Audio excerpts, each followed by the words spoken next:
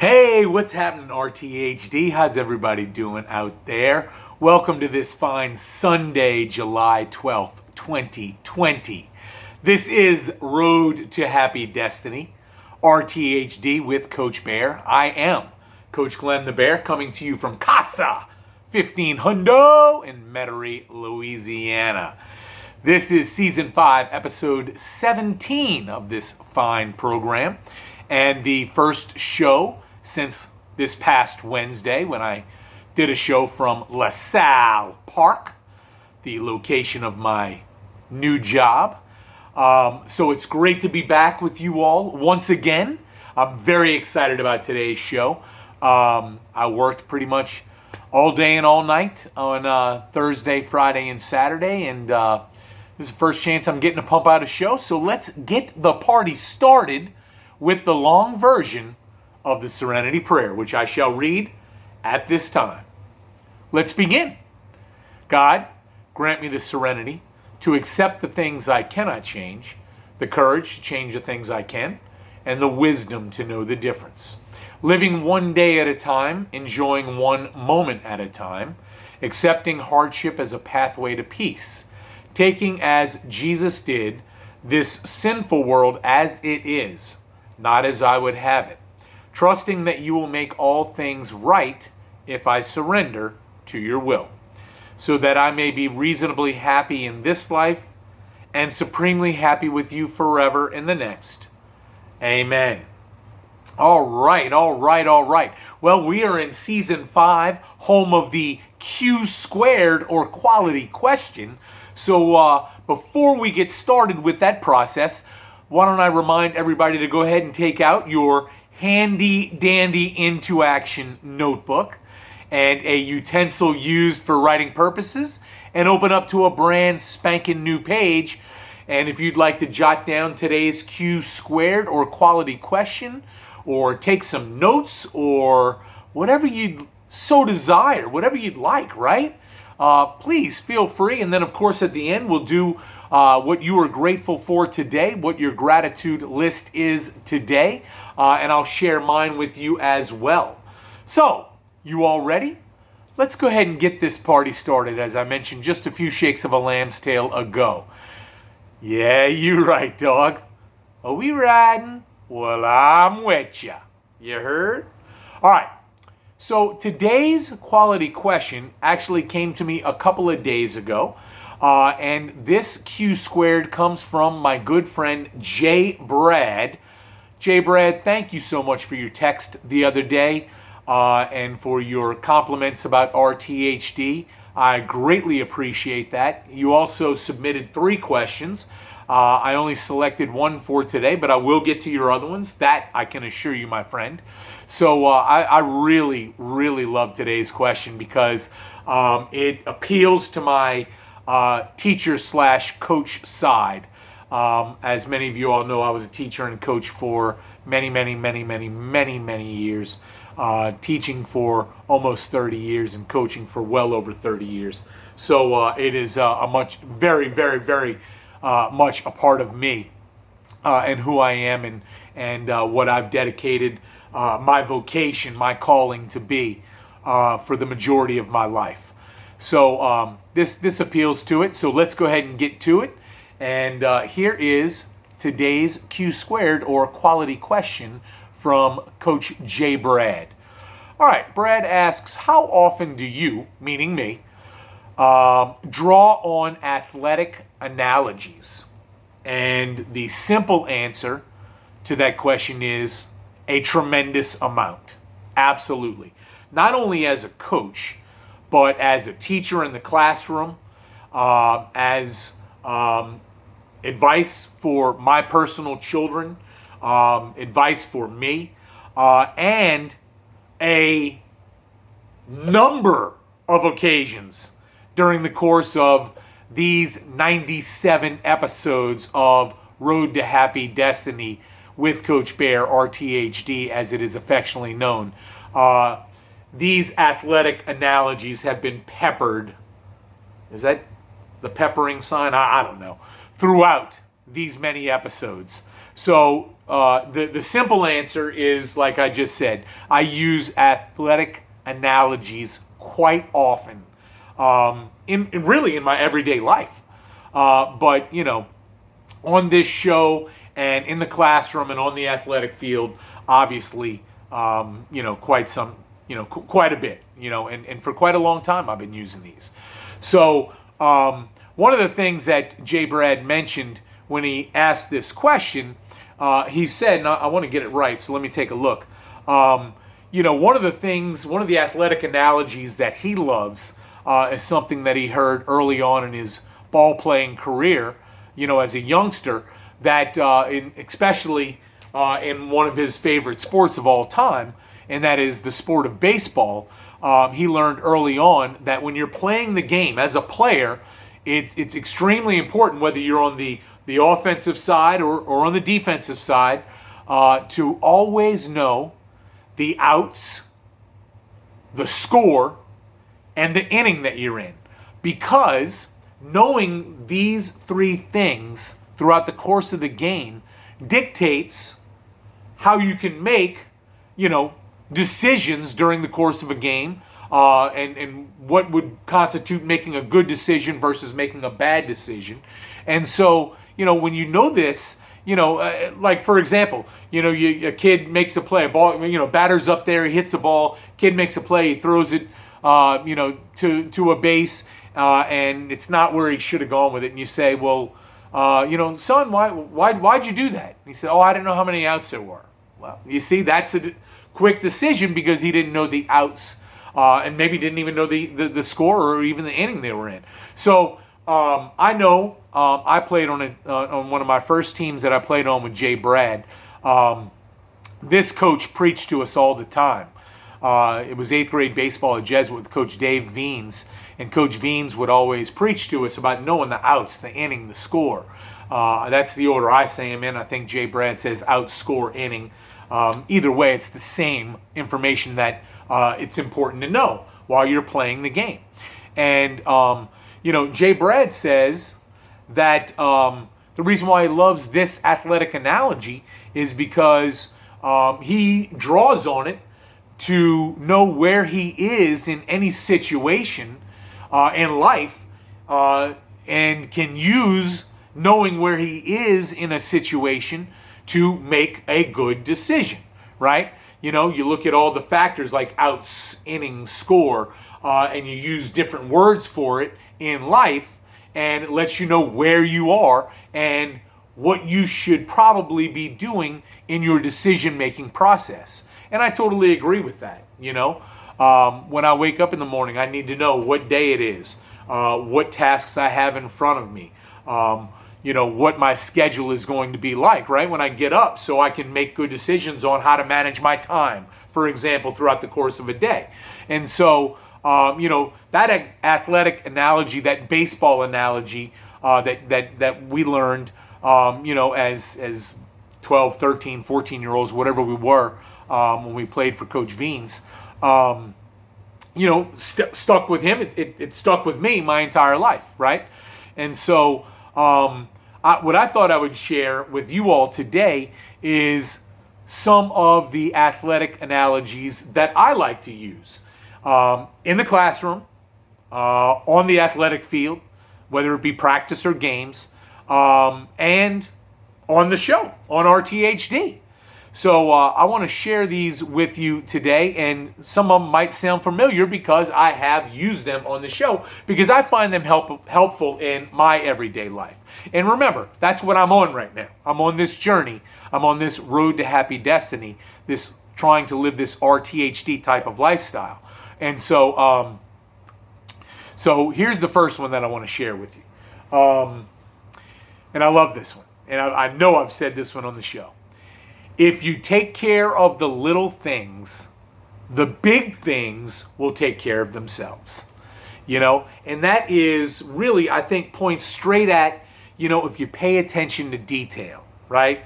Because sometimes all the best work is done in the detail. It's kind of like taking baby steps, and I've said this before on the show. You have to crawl, then walk, then jog, then run, then sprint, right? So, if you take care of the little things, all the small, little, tiny things, the big things will take care of themselves. And I used to preach this to kids in the classroom. What's an example of taking care of the little things in the classroom? Well, the littlest of things. Write down what your homework assignment is, so that when you get home, you know what you're supposed to do for homework, right? That's a little thing. But if you take care of that little thing, the big thing, like what you're going to be doing for homework, is taken care of. On the athletic field, just from the second you step on the field, when you begin your agilities and go into stretch, if you go out there with the right frame of mind, well, you're going to be in the right frame of mind for the whole practice. Well, that's a little thing, right? It's a little thing of right from the very beginning. People think of the beginning of practices as being all boring and routine and blah, blah, blah. We just, we do agilities, we stretch, and it's the same every day, and it's just not very fun and exciting, and it's, kind of boring. But that's the little things, right? If I take care of those agilities and stretching, I'm not going to pull a muscle. I'm less likely to have an injury during practice or during a game, okay, when I'm properly warmed up. So if I take care of the little things, the big things like not getting hurt will take care of themselves. So I've always been a big fan of that athletic analogy that you can use in everyday life, right? If I get up in the morning and I take care of the little things, the big things, like when I get home at the end of the day and I reflect on my day, I'll say, man, I covered everything that I needed to cover today because I took care of all the little things. So my overall day was, I won the day. It was a success, right? I lived this 24 hours and really treated it with the respect that it deserves. My full attention at that, during all of those moments. Sorry, I stumbled there. Out of practice, haven't had a show since Wednesday. The second thing I'd like to throw out there is, and this is what students and athletes alike really can't stand, but practice. Man, we talking about practice, man. Remember that? That famous quote from Allen Iverson? But practice is the part that people don't want to do, right? It's the boring stuff. The games are fun, right? For some people, taking a quiz or a test is fun because they practiced, right? What was the practice? Doing all the homework and stuff like this. And I love it when kids would say to me, oh, coach, that test was easy. Well, when you study for it, it is going to be easy. I felt like always giving them well, yeah, And so if you practice, you are prepared for the games. And I love hearing people say, oh, practice makes perfect, or no, perfect practice makes perfect. No, you're not going to achieve perfection, but you're going to be very much on the way to it and closer to it the better you practice, right? So practice is important in the classroom. And how do we practice in the classroom? We take notes. We pay attention to the lessons. We participate in the lessons. We go home. We do our homework. When we get ready for a quiz or a test, we don't wait till right before to start preparing. We start preparing a little bit each day leading up to it, and that's when you have the most success, right? When you practice. All that stuff is practice for the quiz or the test or the exam, right? All these things. How do you do it in the field? Well, you go out to practice and you go through your drills and you go through your team stuff and you let all of that sink in so that when you get in the game, you know how you're going to do it. As a football coach, when you play a team and they run a certain type of defense, well, you're going to block it a certain way. Well, maybe the next game you are playing against a team with a different type of defense. So your blocking schemes are going to change, right? Which is why that each week of practice is important so that you can prepare for your next opponent, right? Well, kids just see it as, oh, we just do the same thing every day in practice. No, you don't.